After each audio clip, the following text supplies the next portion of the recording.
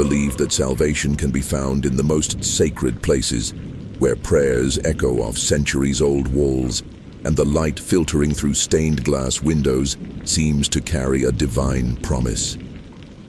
Marcus Thompson has always been one of those men, carrying within himself a faith he believed to be unshakable, even when everything around him began to crumble like sandcastles before a relentless storm. The small town of Millbrook in rural Montana breathed tranquility during sunny days. But when night fell, something sinister seemed to awaken in the shadows of the mountains. Marcus knew every street there, every house with its white picket fences and manicured lawns, every familiar face he greeted on his morning walks. He was an ordinary man of medium to tall height, with his dark brown hair always slightly disheveled, as if carrying the weight of invisible worries on his shoulders. At 33, Marcus worked as a carpenter for the local company, building and renovating homes that had housed entire families for generations. His calloused hands knew the feel of wood, the weight of a hammer, the precision required to create something lasting and safe. His blue eyes, which had once shone with hope and determination, now held a shadow he couldn't explain even to himself. His life had taken a strange turn a few months ago, when he first woke up with unexplained scratches on his arms and chest. At first, he tried to rationalize it, thinking he might have hurt himself at work or even slept improperly. But the wounds became more frequent, deeper, as if something wild had tried to tear at his skin during the night. The nights became an endless nightmare. Marcus began to have vivid, disturbing dreams of running through the dark woods surrounding Millbrook, feeling the cold wind against his face and the intense scent of damp earth invading his lungs. In these dreams, he was no longer human, but something else, something primal and hungry, hunting beneath the silvery light of the full moon. When he woke, he always found mud on his feet, dry leaves stuck in his hair, and a persistent metallic taste in his mouth that made him run to the bathroom and vomit until his stomach was completely empty. The stubble that had begun to appear on his face was not just a result of personal neglect, but a physical manifestation of the mounting stress that consumed his mind like a voracious parasite. Marcus tried talking to doctors, but all the tests came back normal. He tried to find rational explanations for what was happening to him, researching sleepwalking and other sleep disorders. But deep down, he knew something much darker and more terrible was taking over his life, something modern medicine would never be able to diagnose or cure. The small St. Anthony's Church, located in downtown Millbrook, has always been Marcus's spiritual refuge during the most difficult moments of his life. It was there that he found peace when he lost his parents in a car accident 5 years ago. And it was there that he hoped to find answers to the horror that was beginning to manifest itself in his life with ever-increasing intensity and terror. The Church of St. Anthony rose majestically against the gray sky of that autumn afternoon, its Gothic towers piercing the low clouds like ancient spears reaching for the heavens. Marcus paused before the stone steps, worn by time and the thousands of souls who had sought solace in that sacred place over the decades. His hands trembled slightly as he adjusted the red turtleneck he wore, a garment that had become his favorite because it hid the strange marks that appeared on his neck after the most turbulent nights. The church's interior was plunged into a comforting gloom, illuminated only by the candles flickering on the side altars and the colored light filtering through the centuries-old stained glass windows. The scent of incense and ancient wood hung in the air like an almost tangible presence, enveloping Marcus in an atmosphere that should have brought peace, but that at that moment only intensified his growing anxiety. Father Michael knelt before the main altar, his back bent in silent prayer. He was an elderly man with snow-white hair and deep wrinkles that spoke of decades of dedication to divine service. Marcus had known him since he was a child, when he attended church with his parents and participated in parish activities with the innocent enthusiasm of youth. Marcus approached slowly, his footsteps echoing subtly through the sacred space. When he finally knelt beside the priest, he felt the weight of all his worries multiply, as if the very act of seeking spiritual help were an acknowledgement that something truly terrible was happening to him, something that transcended any rational or medical explanation. The priest noticed his presence and turned, his kind eyes immediately capturing the anguish Marcus carried like an invisible cross. Without needing words, Father Michael understood that this young carpenter, who had always been one of the most dedicated members of the congregation, was going through a profound crisis that threatened to destroy not only his faith, but his very sanity. Marcus began to recount his disturbing experiences, describing vivid dreams in which he transformed into something bestial and savage, mornings waking with unexplained injuries, and the growing sense that he was losing control of his own identity. His words came out brokenly, laden with a pain that transcended the physical and lodged directly in the soul. The priest listened silently, his face reflecting the genuine concern of a shepherd who recognizes when one of his sheep is facing a storm that could destroy it completely. He had dealt with many spiritual crises throughout his clerical career, but there was something in Marcus's description that stirred in his heart, a kind of primal, ancestral fear. When Marcus finished his story, Father Michael remained silent for long minutes, as if searching the depths of his faith and knowledge for the right words to offer comfort and guidance. The weight of that moment seemed palpable in the church air, as if even the sacred images were watching, waiting for an answer that might bring light to the growing darkness. The candles flickered slightly, casting dancing shadows on the ancient walls of the church, and Marcus felt a shiver run down his spine as he realized his hands were beginning to tingle in a strange and familiar way, a sign that always preceded the more intense transformations he experienced during his most terrifying, nightmarish nightmares. Father Michael finally broke the silence that had stretched between them like a thick, oppressive shadow. He suggested that Marcus participate in a special session of prayer and fasting, an ancient church practice designed to purify the soul and ward off evil influences that might be disturbing one's spiritual peace. The idea of spending an entire night in church in vigil and prayer seemed to offer Marcus exactly the kind of divine intervention he desperately sought. Preparation for the vigil began immediately.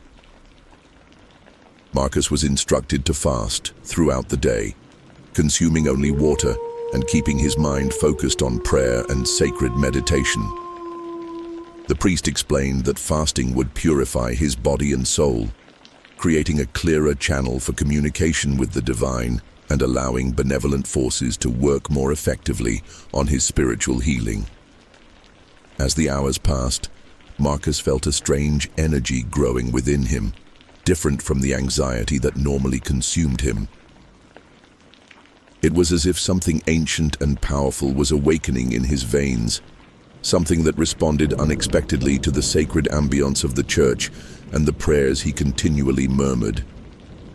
His blue eyes began to glow with an unusual intensity, reflecting the candlelight in an almost supernatural way.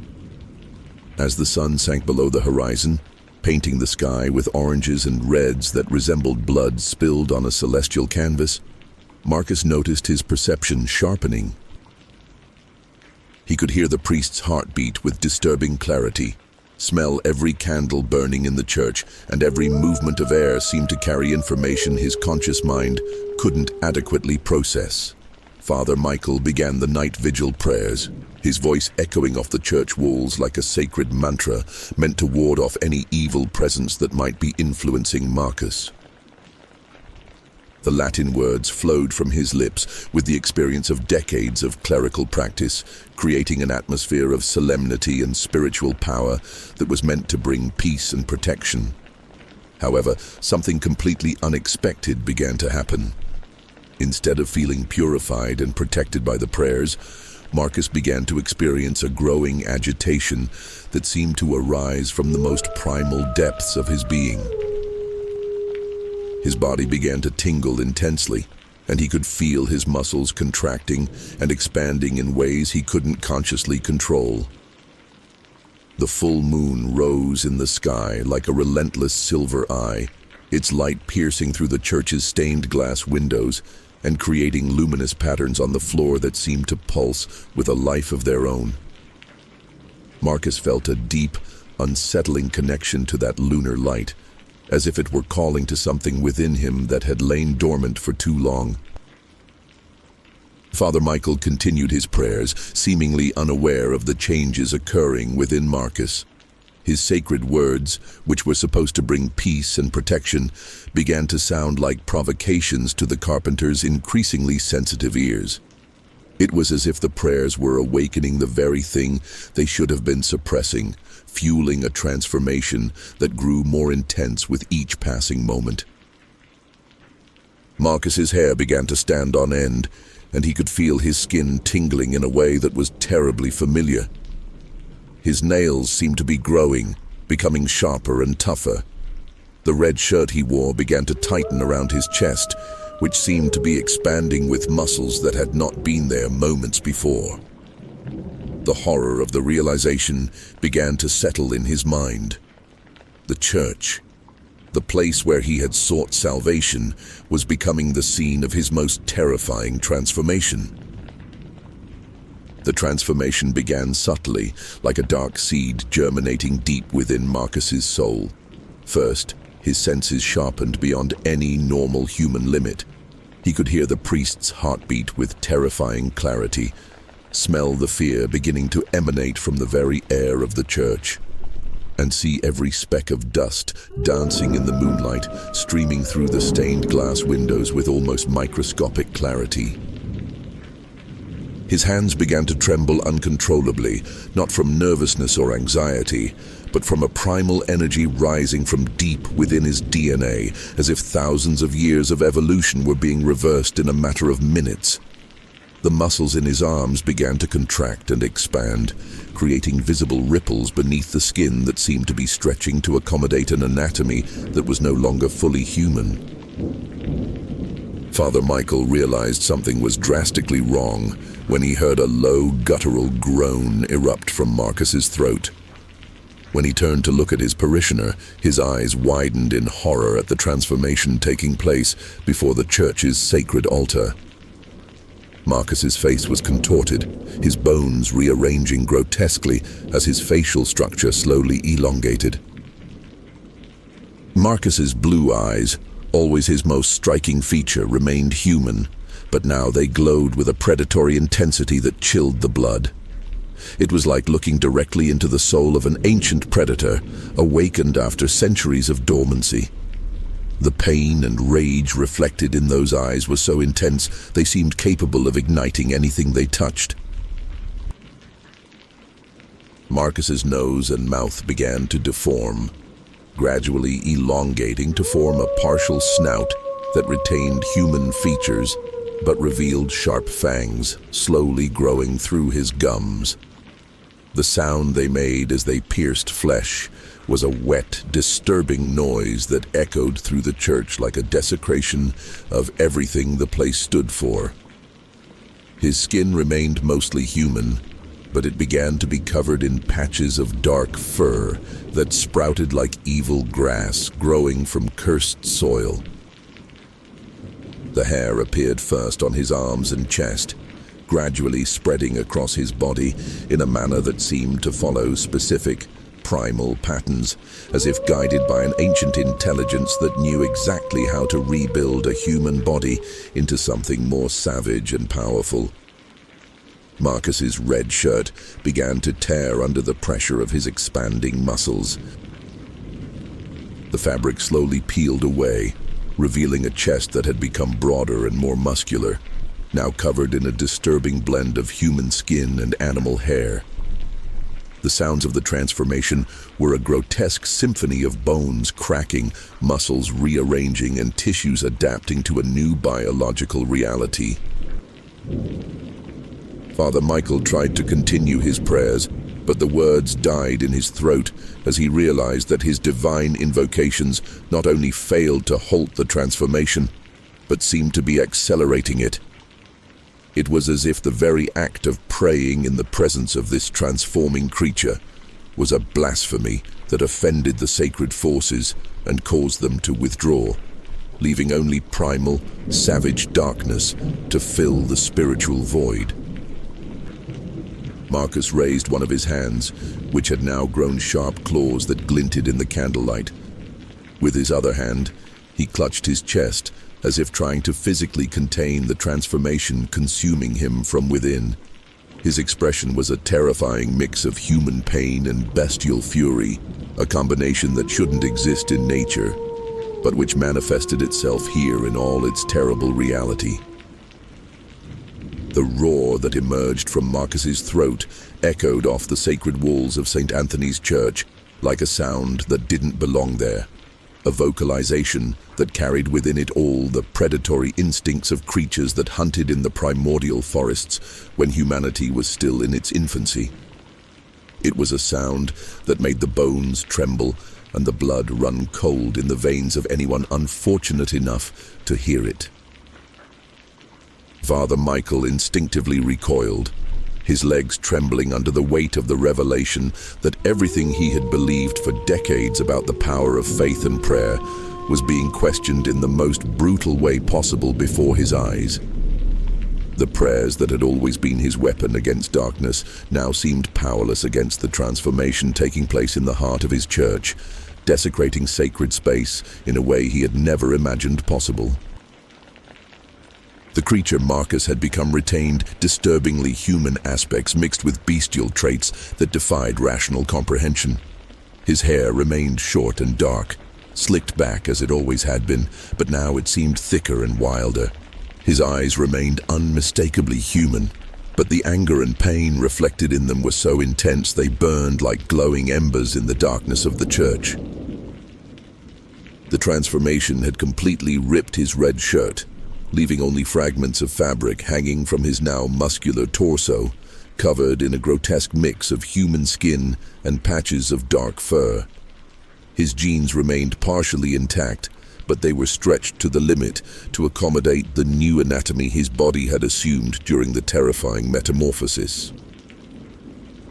Marcus, or whatever creature he had transformed into, snarled at the priest, his fangs gleaming in the candlelight like sharp blades meant to tear flesh and bone. One of his hands, now equipped with claws that looked capable of ripping through wood and stone, rose menacingly into the air, while the other remained pressed against his chest, as if still struggling internally against the transformation that had consumed him completely.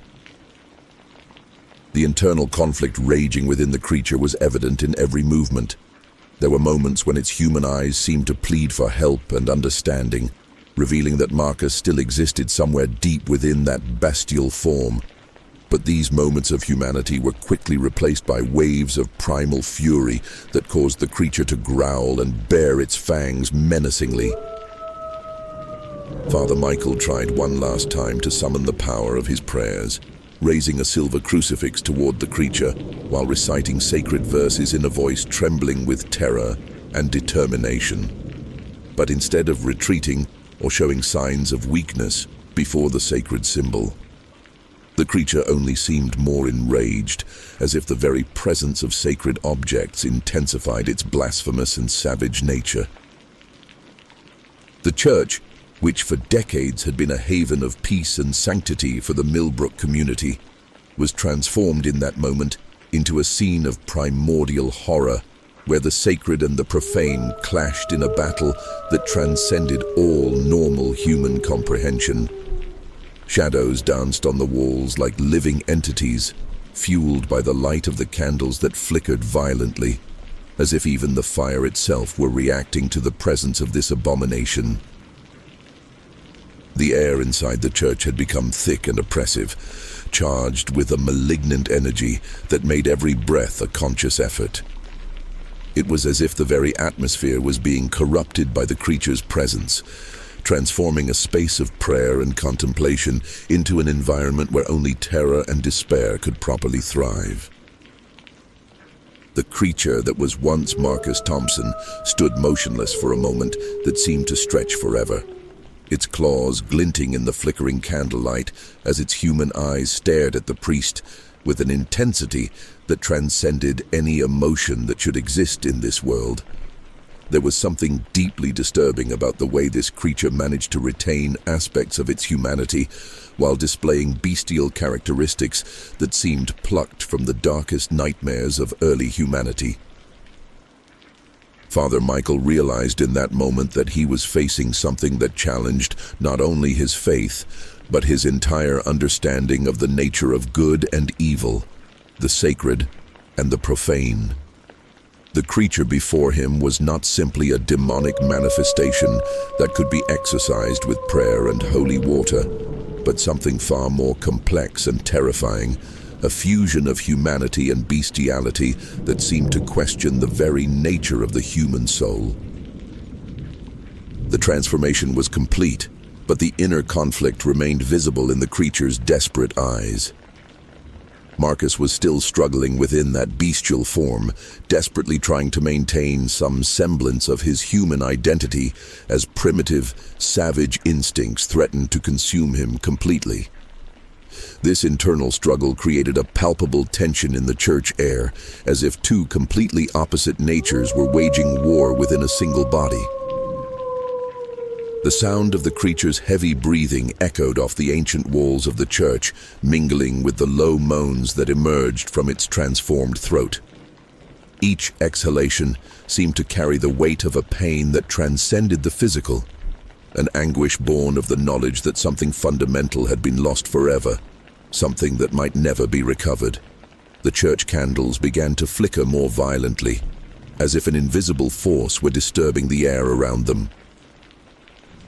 Some went out completely, plunging entire sections of the church into a darkness that seemed to have a life of its own, swallowing the sacred light and replacing it with shadows that danced in impossible, menacing ways. Father Michael realized that his presence in that place had become dangerous not only for himself, but potentially for the entire Millbrook community. The creature before him posed a threat he was unprepared to confront with the traditional tools of his faith. It required a completely different approach, perhaps an understanding that transcended the confines of organized religion. Slowly, cautiously, the priest began to back away towards the church exit, keeping his eyes fixed on the creature who remained motionless, as if he were waiting for something or making a decision that would determine the fate not only of himself, but of all the innocent people who slept peacefully in their beds in the small town of Millbrook.